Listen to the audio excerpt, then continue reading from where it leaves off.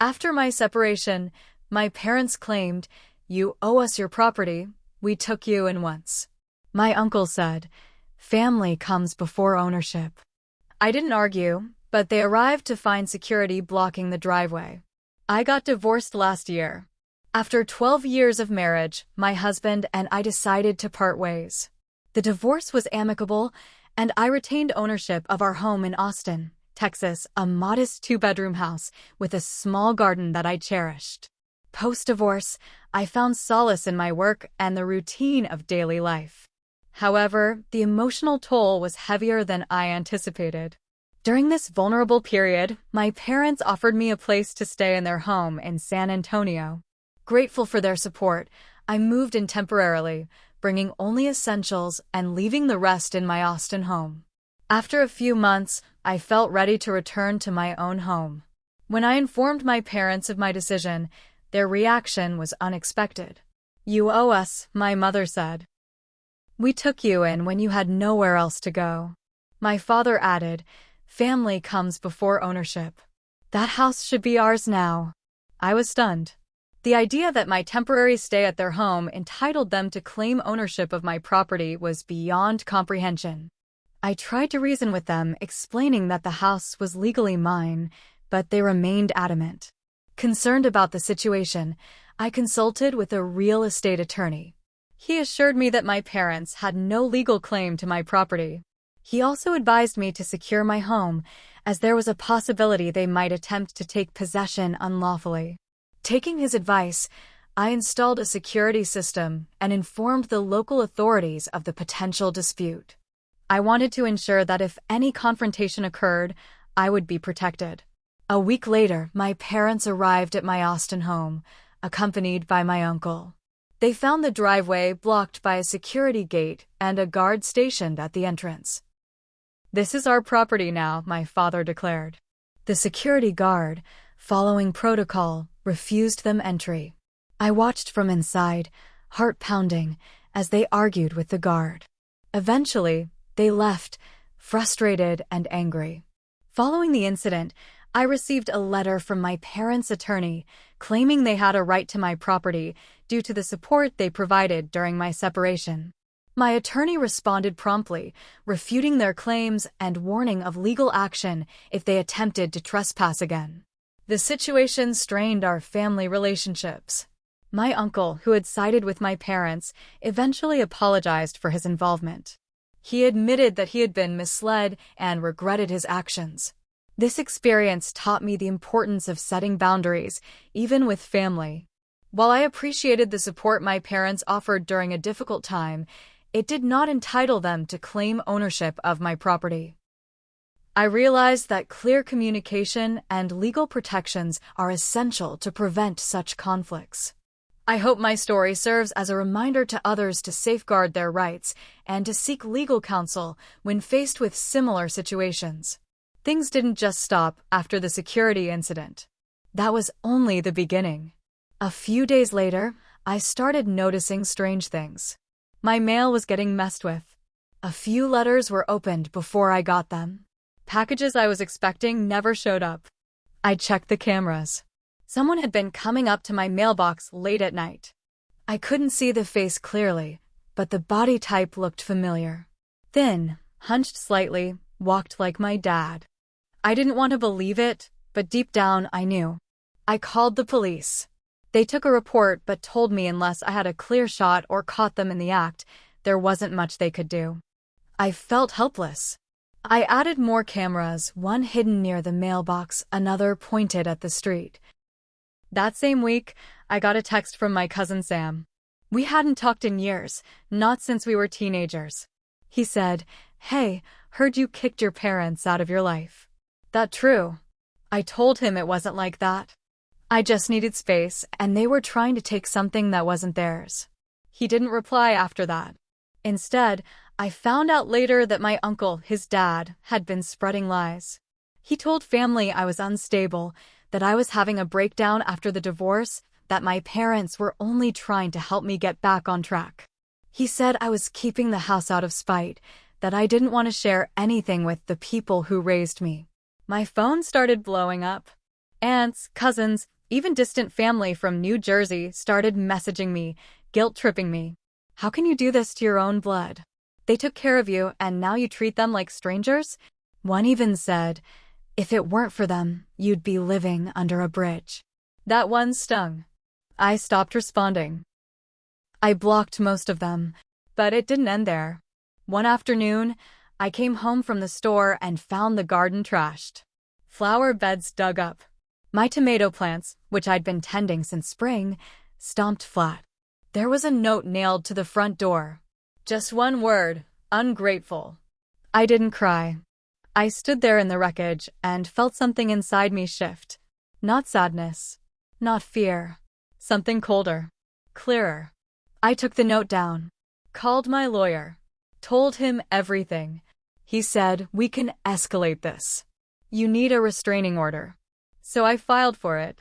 I also sent a cease and desist letter to my parents and my uncle.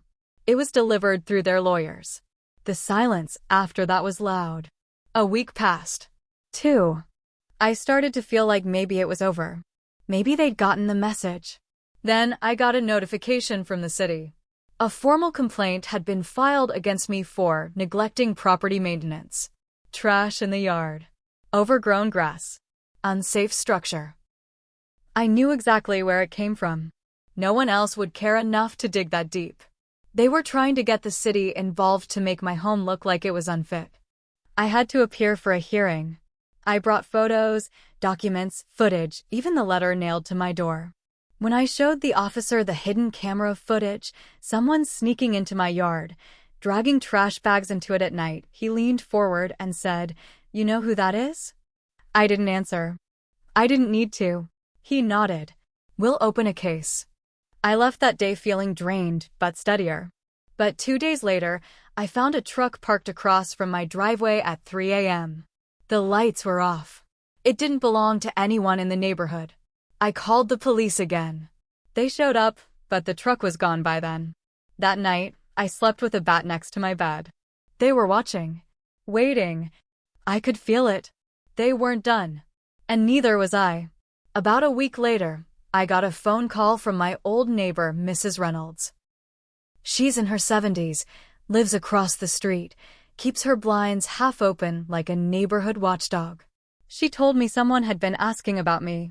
A man, tall, stocky, with a beard. Said he was with the county records office, but had no badge, no ID. He was asking how often I was home, if I lived alone, what time I usually left in the mornings. She said she didn't answer, just shut the door. Then she whispered, "Honey, you be careful." That man gave me the creeps. That night, I barely slept. I installed motion sensor lights all over the front and backyards. I even put up a fake "This property is monitored by drone surveillance" sign near the mailbox. I was tired of being scared in my own house. Then came the real kicker. I went to check on the deed to the house. Something just told me to look. When I got the paperwork from the county, I saw something I didn't expect. There was a lien filed on my property. A pending claim.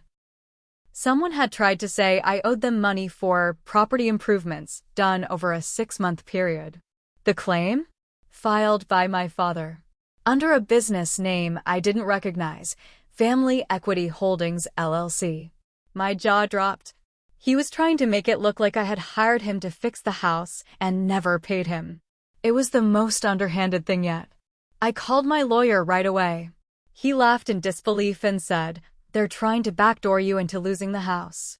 We filed to have it removed immediately and submitted proof that no work had been agreed to or completed. But that move told me something. This wasn't just bitterness. This was coordinated. They had a plan, and it wasn't going to stop until they were completely cut off. But then something weird happened. Sam, my cousin who had texted me earlier, reached out again. He said, "Hey, you need to know something. Uncle Rob's been talking to a guy who used to work for the county. He's bragging that he knows how to nudge paperwork if the right name signs off." I asked him why he was telling me. He said, "Because I didn't think it would go this far. And because your mom came by my place yesterday. She told me I should help bring the family back together, and if I didn't, they'd make things hard for me too." That was when I realized it wasn't just about my house anymore. It was about control. They couldn't stand that I had something that wasn't theirs to take. They couldn't stand that I was fine without them. So I took the next step. I had a friend in tech set up a full suite of home automation. Everything from the front lights to the sprinklers to the cameras was connected to my phone. I even installed a sensor under the doormat that sent me a ping every time someone stepped on it. I knew it wouldn't stop them, but I wanted every record, every timestamp. And then, just when I thought the legal side was covered, my employer got a call. Someone had anonymously reported that I was mentally unfit and had violent tendencies at home. HR pulled me into a meeting. I had to explain everything. The divorce, the family mess, the fake claims, the threats. I gave them the name of my attorney. I showed them documents. They let me keep my job, but I could tell they were uneasy. My reputation, something I'd built quietly and carefully for years, was under attack. They weren't just trying to take my house. They were trying to burn my life down, piece by piece. It wasn't random. It was personal. And I knew the worst part was still coming. 3 weeks later, everything came crashing down. I got served at work. Actual court papers. My parents were suing me. The claim? Breach of oral contract, emotional damages, and, again, failure to repay for housing and care. They were dragging me into court. Real court. Not just threats or shady paperwork. They were going all the way, and they were ready to lie to a judge to get my house. My lawyer told me we needed to go full defense mode. We gathered everything. Emails, texts, security footage. We even got Mrs. Reynolds to agree to testify about the strange man who'd come asking questions. We subpoenaed utility bills from when I was living in their house, which proved I was helping pay for things during my stay. He even had a private investigator dig into that Family Equity Holdings LLC and found out it wasn't a real business. It was a fake shell my dad had registered just months earlier. But the most important piece came from Sam. He handed me a USB drive. On it, a secret voice recording. He had caught my uncle, my dad, and my mom talking over drinks. They didn't know his phone was recording. They were laughing about getting the house under the nose of that divorce zombie and how the judge would eat up the emotional damage story. My mom even joked, let her keep her pride. She won't have much else left. It hit me like a punch. It was clear they didn't just want the house, they wanted to destroy me. We used the recording in court. My lawyer dropped it like a bomb during cross-examination. My mother's face went pale. My father clenched his fists. My uncle avoided eye contact. The judge listened to the full audio. Said nothing at first. Then he asked them one by one, "Do you deny this is your voice?" Silence. The judge dismissed their entire case. But he didn't stop there. He called it an abuse of the legal system and warned that criminal charges could follow if any more false claims came forward. The courtroom emptied slowly. My parents left without a word. I waited until they were gone, then walked out the front steps, into the sun, and let out the breath I'd been holding for months. But I wasn't done. That night, I filed for a restraining order against all three, my parents and my uncle. It passed. They weren't allowed within 500 feet of me or my property. Then I sent a copy of the court transcript and the recording to every single family member who had messaged me, called me crazy, called me ungrateful. I sent it to their church, their neighborhood association, even my old school principal who had sent me a concern note hoping I'd reconcile. I didn't stop there. I made a Reddit post, detailed everything, left out my real name, but it didn't take long for people in our town to connect the dots. My parents had to move. Word got around. Their social circle got smaller. My uncle lost 2 clients after the story got to their ears. Even Sam got blowback, but he stood by me. And me? I kept the house, repainted the walls, tore out the old garden and planted fresh tomatoes. But here's the truth. I wasn't innocent either. I'd ignored red flags for years. Let them guilt trip me. Let them into my life even when they treated me like a bank instead of a daughter. I let it slide too long. So yeah, I lost some family, but I kept my freedom. And peace? That's worth more than any house.